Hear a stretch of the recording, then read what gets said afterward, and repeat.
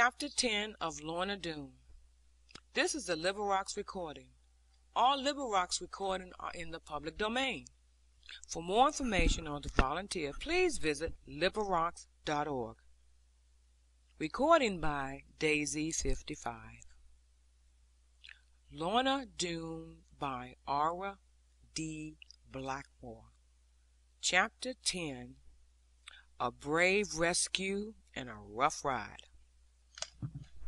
It happened upon a November evening, when I was about 15 years old and outgrowing my strength very rapidly, my sister Annie being turned 13, and a deal of rain having fallen, and all the troughs in the yard being flooded, and the bark from the wood ricks washed down the gutters, and even our water shooting going brown, that the ducks in the court made a terrible quacking, instead of marching off to their pen, one behind another.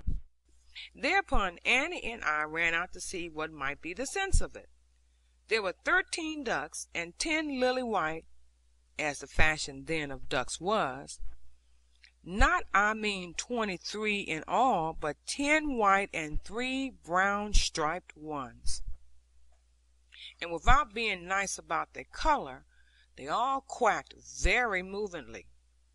They pushed their gold-colored bills here and there, yet dirty as gold is apt to be, and they jumped on the triangles of their feet, and sounded out of their nostrils. And some of the overexcited ones ran along low on the ground, quacking grievously with their bills snapping and bending, and the roof of their mouths exhibited. Annie began to cry, "Dilly, dilly, eeny, eeny, ducksy," according to the burden of a tune they seemed to have accepted as the national duck's anthem. But instead of being soothed by it, they only quacked 3 times as hard and ran around till we were giddy. And then they shook their tails together and looked grave and went round and round again. Now I am uncommonly fond of ducks, both roasted and roasting and roasting, and it is a fine sight to behold them walk, parting one after another, and their toes out like soldiers drilling, and their little eyes cocked all ways at once, and the way that they did with their bills, and dabble and throw up their heads and enjoy something, and then tell the others about it. Therefore I knew at once by the way they were carrying on that there must be something or other gone wholly amiss in the duck world. Sister Annie perceived it too, but with a greater quickness, for she counted them like a good duck wife, and could only tell 13 of them, when she knew there ought to be 14.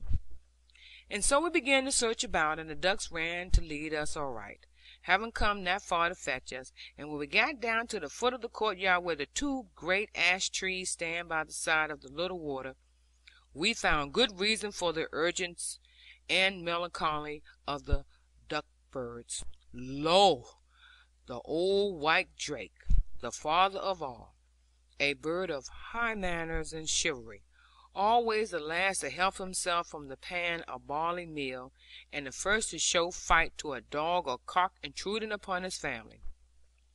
This fine fellow and pillar of the state was now in a sad predicament, yet quacking very stoutly.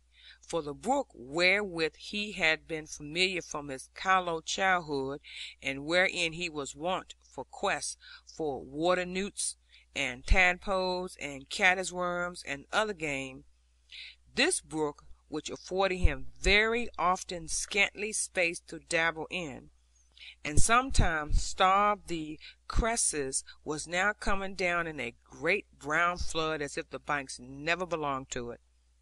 The foaming of it, and the noise, and the cresting of the corners, and the up and down like a wave of the sea, were enough to frighten any duck, though breed upon stormy waters, which our ducks have been.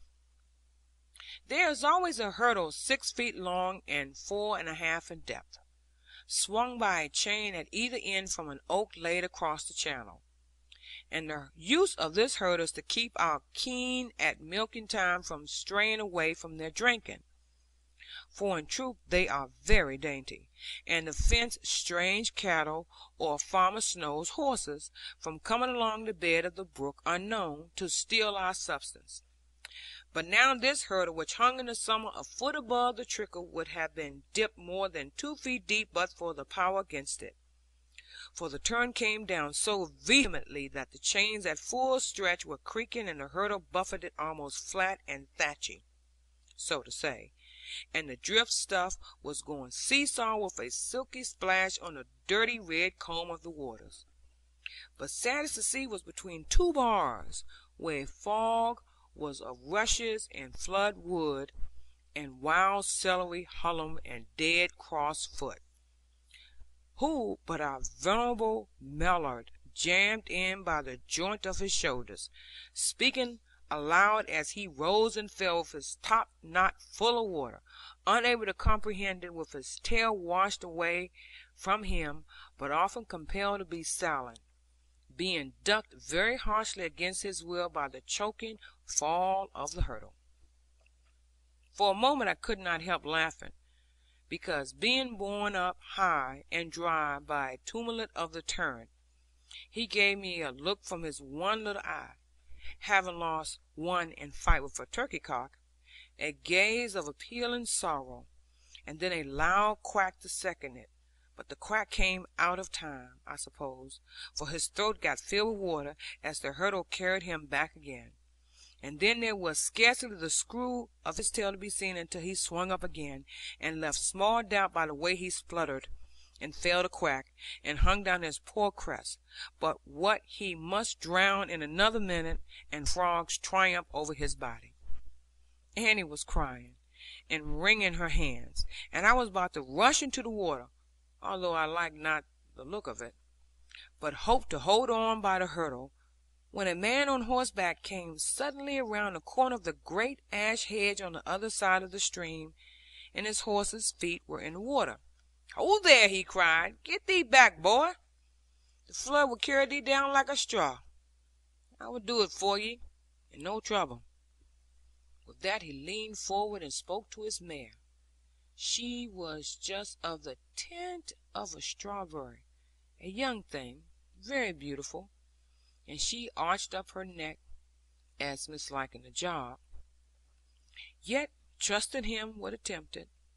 She entered the flood, with her dainty forelegs slopped forward and further in front of her, and her delicate ears pricked forward, and the size of her great eyes increasing. But he kept her straight in the turbid rush, by the pressure of his knee on her. Then she looked back and wondered at him, as the force of the torrent grew stronger, but he bade her go on, and on she went, and it foamed up over her shoulders, and she tossed up her lip and scorned it, for now her courage was wakening.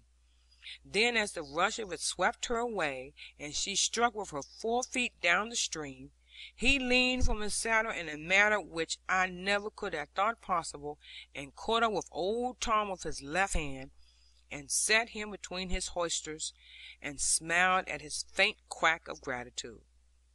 In a moment all these were carried down stream, and the rider lay flat on his horse, and tossed the hurdle clear from him, and made for the bend of smooth water. They landed some 30 or 40 yards low, in the midst of our kitchen garden, where the winter cabbage was. But though Annie and I crept in through the hedge, and were full of our thanks and admiring him, he would answer us never a word, until he had spoken in full to the mare, as if explaining the whole to her. "Sweetheart, I know thou could have leaped it," he said, as he patted her cheek, being on the ground by this time, and she was nudging up to him, with the water pattering off of her. "But I had a good reason, Winnie dear, for making thee go through it." She answered him kindly with her soft eyes, and smiled at him very lovingly, and they understood one another. Then he took from his waistcoat 2 peppercorns, and made the old drake swallow them, and tried him softly upon his legs, where the leading gap in the hedge was.